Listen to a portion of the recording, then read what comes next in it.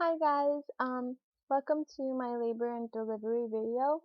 This is the second time I attempt to film this because the first time I was breastfeeding the little one and then afterwards I had to burp her and change her and put her down and it just took too long, and while I was breastfeeding I kept looking at her throughout the video. So I decided to start all over. Basically, I'm gonna try to start from the very beginning. So since 37 weeks, like every pregnant woman, once you know that you're kind of full term already, um, you just want your baby out. And I was trying almost everything, like every natural induction method. I wasn't gonna do anything like serious or risky, like that. Just, the walking, the eating the pineapples, the having sex, and then if she wanted to come, then she came. Um, Then I reached 38 weeks and I was getting kind of discouraged and I was like, oh no. And then I decided that by 39 weeks, I was going to go into my 39-week appointment and ask my midwife to strip my membranes. For those of you that don't know what the stripping of the membranes is, it's when she takes her fingers and she goes into your cervix, and she separates the wall of the amniotic sac and the uterus. So like she separates them, and it's supposed to release hormones that like send you into labor. So that's what I had my mind set on doing. And so I went into my appointment and I had progressed because since about 36 weeks, I think I was 1.5 centimeters. 37, I was 2. 38, I was still 2, maybe like a bigger 2, like a 2.5, almost 3. And at my 39-week appointment, I was 3.25, she said. So she went in and she stripped my membranes. Immediately after, I was a little bit crampy. Um, but I went home like normal, and towards that same night, I started getting contractions, and they were every 5 minutes apart. They were lasting a minute or more, and it was for longer than an hour it was going on. That's usually the time that they say go into the hospital or go into the birth center. But I didn't. And the reason being was because since 36 weeks, I was already having contractions like that. 5 minutes apart, lasting a minute, for longer than an hour. I mean, I was already having that.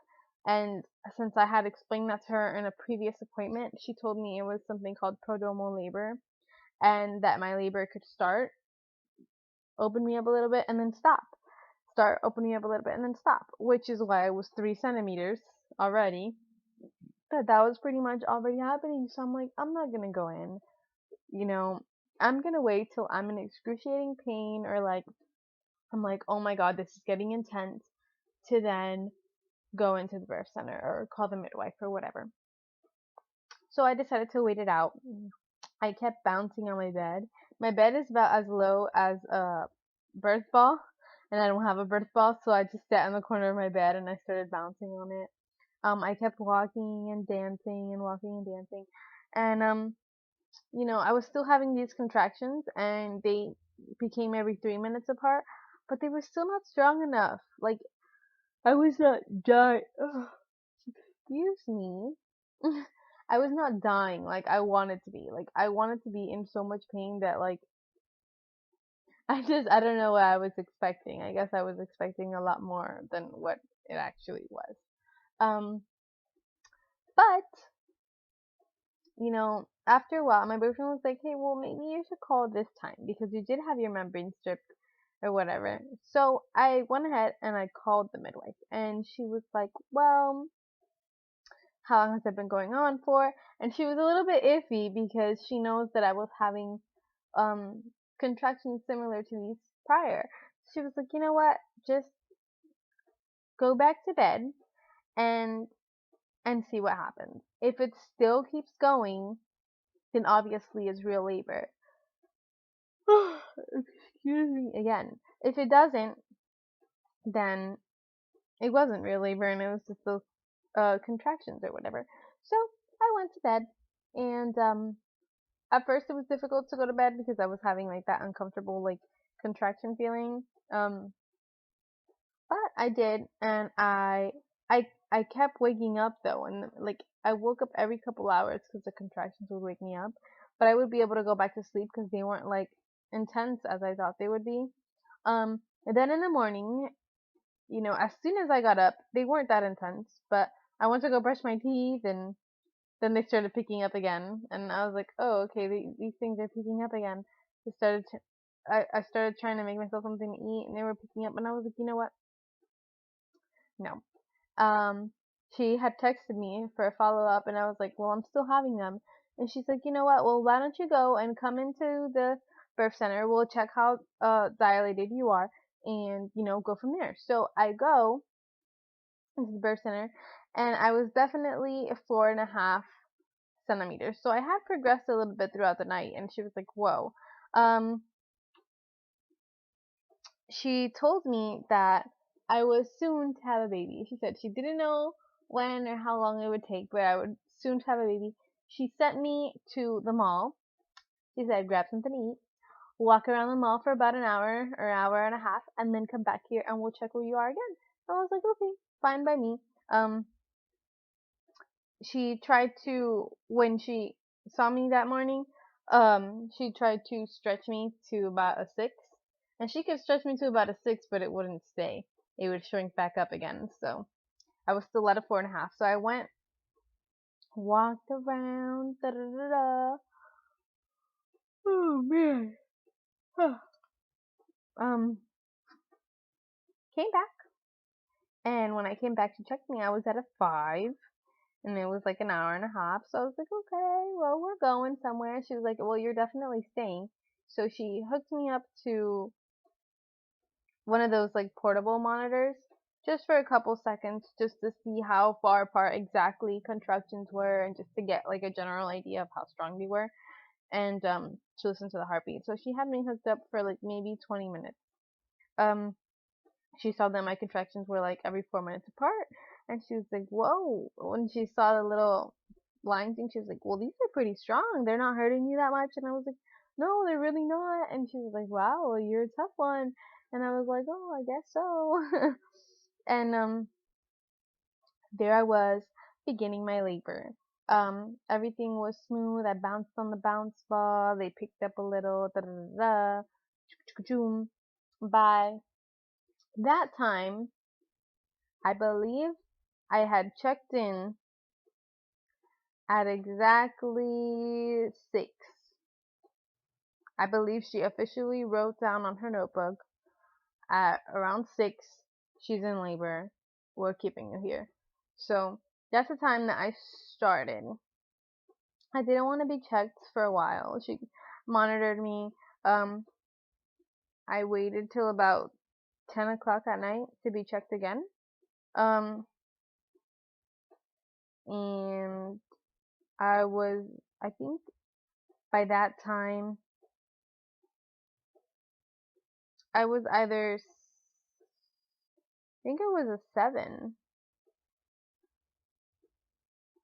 Yeah, I was a 7 by like 10 o'clock at night. Was I?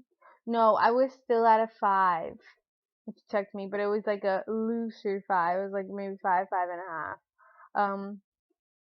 She stripped my membranes again that second time because they had come back together. So she stripped them again, and I kept laboring. I was very, very calm. The pain was not bad at all, which, I mean, it really wasn't. It was a little bit uncomfortable, a little bit crampy, but it wasn't anything serious. I labored again for another 4 hours, I think, before I had her check me again. And it was like,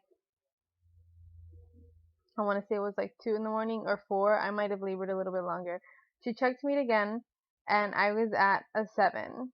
And I was really excited. I was like, yay, I moved up to a 7. Da, da, da. And it was like 2 in the morning. And then I kept laboring.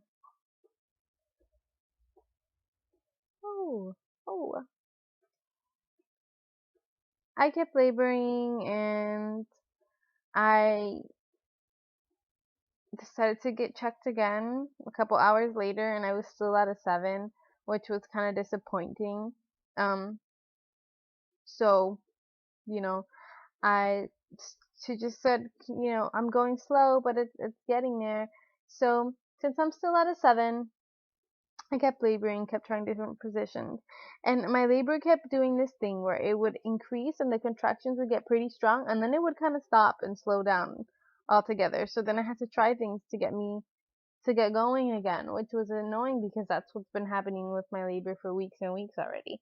Um, but we're already at a 7, so she can't send me home when my labor stops. So I kept laboring, and then things started to pick up again and get a little bit intense. So I was like, you know what? I didn't want to get in the birthing tub until I was in enough pain, because I didn't want to get into the tub too soon and then it doesn't really work as good. So I was like, you know what? Things are starting to pick up. I'm gonna get in the tub. I got in the tub, and I was shocked at how much pain relief the tub really helps. I mean, you get in there and it was like almost, not painful at all. And then I was like, whoa. And then for a while I was like, wait, this is really not painful at all. And so my labor had kind of stopped again. So I'm trying things to pick up. I'm trying to get things to move again. I started walking. I started hopping. I started doing a whole bunch of stuff. And then she finally checks me and she's like, well, you're at an 8. And I was like, okay. It had been, at that point, I was already 17 hours in labor. And I've only moved up 3 centimeters from a 5 to an 8 in 17 hours. I was like, I still got 2 centimeters to go. Is it gonna take me another 12, 17 hours to move up those 2 centimeters that I had left? I mean, I was like, I don't know, like, what's going on? And I didn't want to have my water broken, but my midwife was like, well, maybe I think it's time that um we looked into breaking your water, but she left the option up to me. Of course, I told her, give me time to think about it. I thought about it, and I talked to my mom about it, and she was like, well, labor is exhausting, you know what I mean? If I am here another 17 hours just to move up another 2 centimeters, how much energy am I going to have left to push this baby out? What if it takes even longer? And my scare was that, breaking your water can cause things to speed up a lot, or they could not cause things to speed up, you know. But one thing that is for sure, that after you break your water, contractions will become 10 times more intense. Whether things speed up or whether they don't speed up. So my concern was, do I deal with these? Like, what if I break my water and I'm still 17 hours, but just with more painful contractions than what I'm dealing with now? And that was my worry. But I was like, you know what? There's still a chance that things might speed up. So far, it's not that painful, and it really wasn't. It really was not that painful. I got all the way up to an 8 without almost feeling no pain at all. And I was like, you know what? Let's do it. She broke my water. I didn't feel anything. I had to go use the bathroom. She said, go sit on the toilet so most of the water can keep coming out, because it keeps coming out as you walk and stuff. So I went, sat on the toilet. The next contraction that I got was increased times 10. I mean, it was like, holy crap. This is no joke. I was like, alright, okay, well, I'm definitely getting in the tub. Like, it's a definite with these contractions. So I got in the tub and I was laboring in the tub for a while. I would say at this point I had, I was in the zone. I was in the labor zone, so I really lost track of time. So I don't know exactly how long I was in the water, but I was in there for a while, and things got pretty intense. My boyfriend got into the water with me, and he was rubbing my back. I was having a lot of back labor, lots of pain. He was rubbing it and rubbing it, and then I had my mom outside. She was putting cold towels on my forehead and on my chest, because the water that I was sitting in was so hot. I had it so hot um that I needed the cold on me, and my boyfriend in the back massaging my back was sweating. He was literally sweating on how hot I had the water. Um and I was there, and after a while, I mean, things really picked up. These contractions were lasting a while, and they were painful. And I was like, I don't think I can do this. Um, af- I was like, I need an epidural, and I looked at my boyfriend straight in the eye, and I was like, I want to transfer and get an epidural. And he tried to talk some sense into me, and I was like, no, I want the epidural. I want it. And I was like, I can't do this. And he kept trying to talk me out of it. Then I told my mom, I was like, no, call my mom, call the midwife. I want an epidural. So my mom goes and calls the midwife, and the midwife sits in front of me. She's like, you don't want that. And she was like telling me like why I didn't want the epidural. And I was like, she was like, well, we'll see what we can do. And then she walked out to go, whatever. But honestly, all of them were pretending like they were gonna get me the epidural, but they really weren't. They had literally set me up, and they were all lying to me. They were like, okay, well, we called the hospital, and they said they don't have an anesthesiologist there, so they have to call somebody to come in and do the anesthesia. So it's gonna take a good amount of time. Then by the time you get in, fill out paperwork, da da da. They were telling me that it was gonna take a couple hours before I even had an epidural. She's like, you can have this baby in a couple hours. You don't need the epidural. And I was like, no, I want the epidural. I was literally at this point, I was freaking out. The pain was getting a lot stronger, and I didn't know if I could do it or not. And then I was like, okay, well, you know what? Check me one more time. See where I'm at. If I'm really close, I'll stay here and have the baby. If I'm not that close, then I'm going to transfer and I'm gonna get the epidural. So I sat on the bed. She checks me, and to my surprise, I'm still at an 8. She said maybe it was like 8 1/4, like it was like a looser 8. But I was still at an 8. I was like, no way, no way. I'm going to get an epidural, and that's it. Anywho, things picked up so much, and they took forever to get me the epidural, but they were all tricking me because I had told my boyfriend that if I asked for an epidural, not to let me go get it and not to let me transfer, because I know I would be very disappointed in myself if I would have gotten an epidural, and I would have been very disappointed in myself. So I'm happy they did what they did and they didn't let me get it, and they just kind of stalled things, and then I ended up having the baby. That's kind of how it went. But they stalled it, and it was getting intense, and I was laboring out of the water, into the water, out of the water, into the water. And she checked me, and I was at a 9, and then I kept laboring, da da da da. Then I was at a 9.5, and I started getting the urge to push, and I was like, oh, okay, well, I'm gonna go in the water, and I went back in the water, and every contraction came, I started kind of pushing a little bit, but it was too early to push because I was not at a 10 yet. I was like at a 9.5, 9 3/4, and I was slowly pushing because I just couldn't help it. I felt so much pressure, um, that I just kind of had to push a little bit, and I was pushing and pushing and pushing. And she checked me, and I wasn't really progressing. So this is when the midwife kind of took charge, and I'm in love with this midwife. I mean, she was amazing, and I want her to deliver all of my children. Like, she was like, all right, well, let's get into this position. I think this will help. So we went, and I kind of pushed in that position, and she tried to sort of stretch out my cervix. She had her hand inside me, sort of stretching it out, trying to make it go to a 10, a little bit quicker. So we were doing that in several positions, and I was pushing. Before I knew it, I was at a 10, and I was actually pushing. It was like game on. And I tried to push in the water for a little bit, and then I tried to push on the toilet for a little bit, trying to get the head to come down. Tried to push on the bed, tried to push on my side. I tried to push in so many different positions, um, trying to get her out. That eventually she was like, all right, well, she was the one telling me the positions to get into, and they were helping. They were slowly bringing her down, which every position she told me to switch with. I'm like, she knows what she's doing. She knows which positions help and which don't.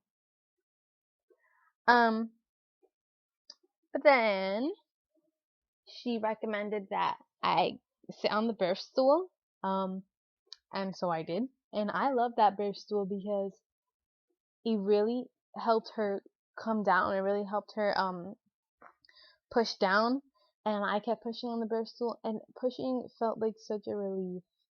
I mean, it really helped with the contractions. Like, I didn't have to sit through the contraction and feel the pain anymore. I can actually do something through the contraction, and pushing just felt so great to just and she really came down. And the midwife kept asking me before a couple other times, her head's almost there, you want to feel her head, you want to feel how close she is? And I kept saying no.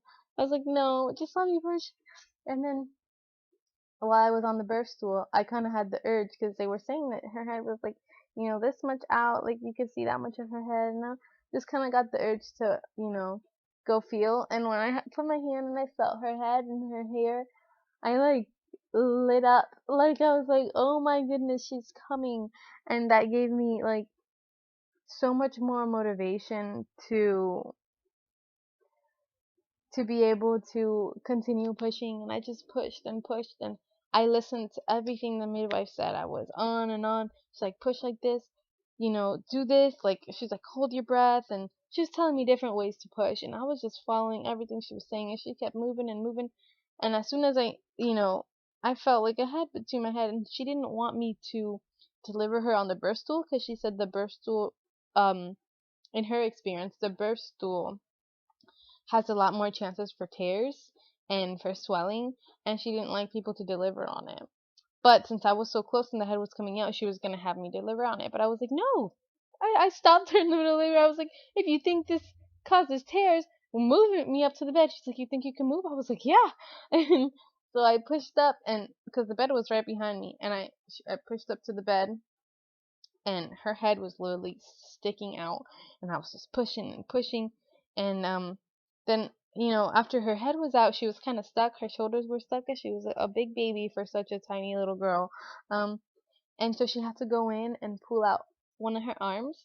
So she was like this, and then after she pulled out her arms, she came out. And it was the best moment ever. She put her on my chest, and she was so big, and I was so excited. But then she wasn't crying, and that scared me. I was like, why isn't she crying? And the midwife was like, talk to her, pat her, da da da da. And I'm like talking to her, patting her. I'm like, why isn't she crying? And she's still not crying. And I started to get worried, and my baby started to be blue and purple. And so she just cut the cord, because we were gonna wait till the cord stopped pulsating. But that we were not waiting. She cut the cord, and she brought her to another little table, and she gave the baby oxygen and suctioned her out very good. But she was low on oxygen. And all of that while you're in labor, that felt to me like 15 minutes. Like, it felt like it took so long that she wasn't crying and all that. But in reality, it was only 2 minutes. And when I found out later after labor that moment was only 2 minutes, I freaked out, because I thought it was 15 or longer. It felt so long, and I was so scared for my baby. But then I heard her cry, and then she put her back on me, and she was crying, and it was so emotional. I cried, and her dad cried, and my mom, I think, teared up a little too. And it was just the best feeling I could have ever had in my entire life. In that moment, right there, I said, I want 7 kids, and I want to do them all natural, and I would do this over. I would do it over and over and over again, and I would deliver her 20 more times. It was the best experience of my life, and I would have been so disappointed if I would have went to a hospital and gotten an epidural. And I'm so happy that I wasn't at a hospital and I didn't have the epidural. And now that I know that I can do it, I will be able to do it a second, a third time, a fourth time. And it was just, the moment was so surreal and so amazing having her there. And when I heard that she was 8 pounds 1 ounce, I kind of freaked out, because I'm 4'11", and my pre-pregnancy weight was 88 pounds. I mean, I'm a tiny itty bitty little thing. Her dad is pretty short. I think he's 5'5", and he doesn't weigh that much either. We all come from small families. I mean, my mom is short. Everybody, like, we thought she was gonna be like a 6 pound, 5 ounce baby. Da da da da. That's what everybody else thought. On the other hand, I had a feeling she was gonna be a bit big, just by her kicks and by how big my belly was. I thought she was gonna be a bit big, maybe like 7 pounds, 2 ounces, 7 pounds. The average. That's what I thought she was gonna be. So when I heard 8 pounds, 1 ounce, I didn't think it was gonna be 8 pounds. No, none of us saw that coming. So I was very proud of myself for pushing that little one out. My total labor was 24 hours, and I pushed for 2 hours. So you can believe that I was super, super exhausted. Um, but it was amazing. It was just so amazing. And now she left a trail for the next baby, so hopefully my next labor will be a little bit shorter than that, and my pushing time a little bit shorter than that. But it was amazing, and I would do it over and over. And to anybody just considering hospital versus birth center, I'm telling you that it's totally worth it to do it at a birth center. I mean, totally worth it. Worth every little bit. It's amazing. Um, but yeah, that's my labor and delivery story. Sorry it was kind of long, but that was it, and I hope you guys enjoyed.